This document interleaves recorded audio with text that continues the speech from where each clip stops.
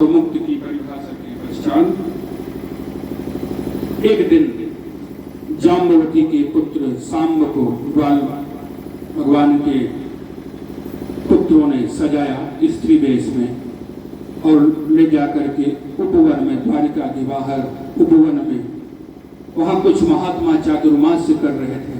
वहां पर महात्माओं से मजाक किया, स्त्री रूप में सजा करके पेट में कपड़ा उपड़ा बांध करके ले गए। कहा ये बताइए, ये जो महिला है इसके पुत्र होगा कि पुत्री? अब महात्माओं ने ध्यान लगाया तो मालूम चल गया। और महात्मा तो शांत रहे, लेकिन दुर्वासा को आया क्रोध। दुर्वासा ने कहा आओ हम बताते हैं। और जब आए कहा बताइए महाराज जी, आपको आता है कि बताओगे? कहा मैं बताता हूँ।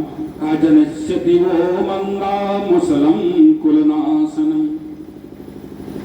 कहा इसके उदर से ना पुत्र होगा ना पुत्री, एक मूसल होगा जो समस्त यदुवंश का विनाश कर देगा। बोले वृंदावन बिहारी लाल की।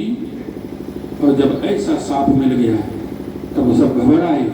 घबरा करके जब मूसल, जब उसका वस्त्र उतारा गया तो एक मूसल जो है मिला और महाराज उग्रसेन ने उसको चूरन करके, उसको चूर करा के और समुद्र के किनारे फेंकवा दिया।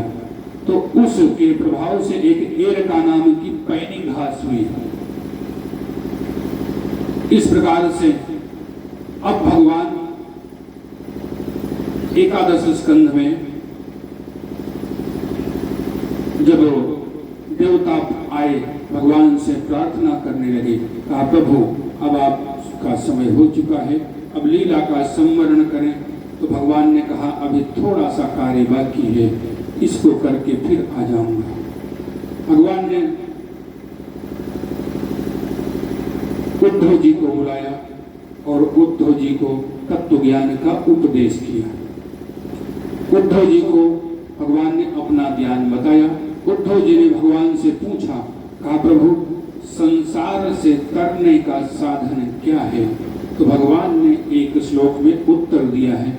कहा नृदेहमाद्यम सुलभम सुदुर्लभम प्लवम सुकल्पम गुरु कर्णधारम।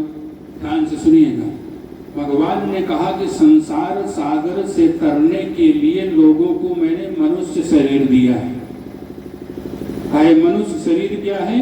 कहा यही भव सागर से तरने के लिए नाव है।